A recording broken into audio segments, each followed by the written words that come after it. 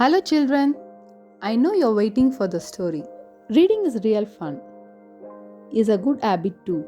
Everyone should do that. I'm going to read a story for you. Today's story is The Golden Goose. Once there was a man who had 3 sons. The youngest of the 3 was mocked and bullied by his elder brothers all the time. Their father was getting old and wasn't as strong as he once was. So one day he asked his eldest son to go to the woods to chop wood for the winter. His mother made a cake for him to eat and filled a bottle of water for him to drink. The boy left for the forest. On his way, he met a dwarf who politely asked him for something to eat and drink. But the son said, "I only have 1 sweet cake and 1 bottle of water. If I give them to you, there will be nothing left for me. So goodbye." Then he left the little man behind. But the dwarf wasn't ordinary, and he put a spell on the eldest brother. As soon as the son started chopping the first tree, he made a wild swing and hurt his arm. So he had to go home before he had even had a bite from the cake or sip from the water. So the second brother was asked to go instead. His mother gave him a cake and a bottle of water too. As he was making his way into the woods, the second brother came across the same dwarf. The dwarf asked him for a bite of food and a sip of water, if he had any. But the second brother, just like the first one, answered that he wouldn't share any of the cake and the water because then there would be less for him. Just like his elder brother, he left the dwarf behind. But as soon as he took out his axe and took few swings, he accidentally hurt his leg and had to go home to have it bandaged. It was again the dwarf's doing, a punishment for being so selfish.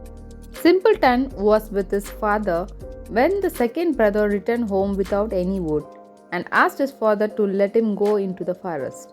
"Absolutely not. Your brothers went and had no luck at all. You will hurt yourself too." But Simpleton begged for so long that his father had no choice.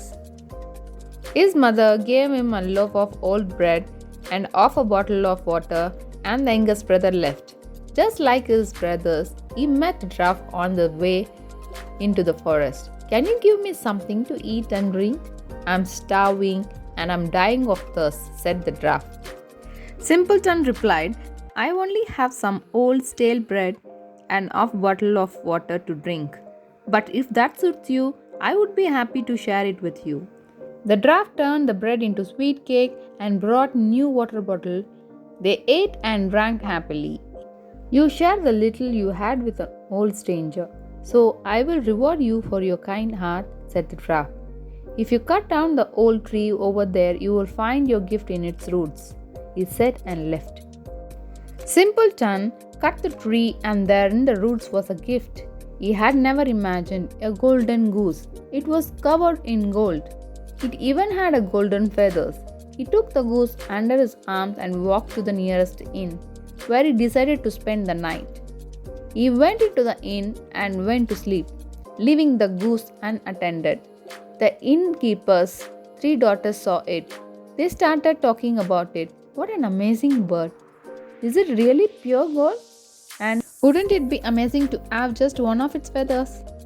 The eldest of the 3 came closer and tried to pluck a feather. But as soon as she touched the goose, she stuck fast to it. The second one immediately ran to help her sister, but she got stuck to the first one. The youngest of 3 had not quite thought it through when she ran to help her elder sisters, and she stuck to the second one. So they all had to sleep as they were stuck to the goose. In the morning, Simpleton took the goose under his arm and made his way to the town, paying no attention to the fact that there were 3 girls stuck to the poor bird. On their way, they met a Vicar. "What are you girls doing chasing this young man here?" he said, indignant at the position he was seeing. He held the youngest to pull her away, but this only led him to sticking his hand to hers. Now he had become a part of a chain too. They came across a second Vicar who, amazed Quintet, decided to remind the first one that they had a christening that day. But before they could warn him not to touch anyone, the second vicar was already stuck tight to them, and so he had to join the strange parade. Trotting one after another, they came across two woodcutters who held their axes and offered to set them free. But as their axes touched the group, they were immediately held fast to the others, forming a train of 7.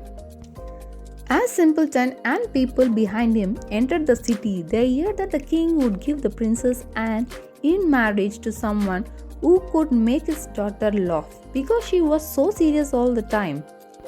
Simpleton decided that they looked funny enough, so he went to the king's daughter. When she saw the funny convoy of people and a gold goose, she laughed so hard that her stomach hurt. Although Simpleton was the only one who had managed to complete the task, the king did not want his daughter to marry him because he said, "He is too simple for my princess." So the king thought of another quest.